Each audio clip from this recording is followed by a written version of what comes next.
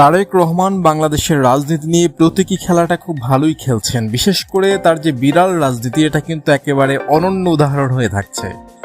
তারেক রহমান এবছর প্রথম বিড়ালের পোস্ট দিয়েছিলেন মার্চ মাসে। তারপর কিন্তু ধাপে ধাপে তিনি কয়েকটি বিড়ালের ছবি পোস্ট করেছেন। সব মিলিয়ে হয়তো এবছর 4টা বিড়ালের ছবি তিনি পোস্ট করেছেন এবং শেষ বিড়ালটা কিন্তু মারাত্মক, এবং সেই বিড়ালের লেজটা ধরে তিনি টেনে রেখেছেন। তার মানে হয়তো তিনি বোঝাচ্ছেন যে দেশে যাই ঘটুক না কেন তিনি বিড়ালের লেজ যেমন ধরে নিয়ন্ত্রণ রাখছেন, দেশের পলিটিক্সের নিয়ন্ত্রণও কিন্তু তিনি সেভাবেই রাখবেন।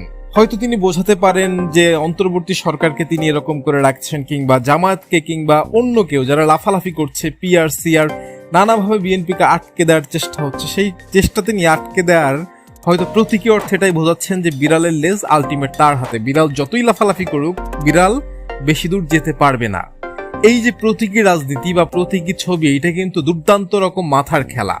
তারেক রহমান এখানে কিন্তু অন্তত রাজনৈতিক প্রজ্ঞার পরিচয় দিচ্ছেন এবং দুর্দান্তভাবে তিনি সবাইকে সতর্ক করছেন, যদি কেউ বোঝে অথবা না বোঝে। কিন্তু তার বার্তা তিনি দিয়ে দিয়েছেন যে লাফালাফি বেশি করা চলবে না, নির্বাচন বালচাল চলবে না, কিংবা অন্য কোনো ষড়যন্ত্র চলবে না। তিনি লেজটা ধরে আছেন ঠিক লন্ডন থেকেই।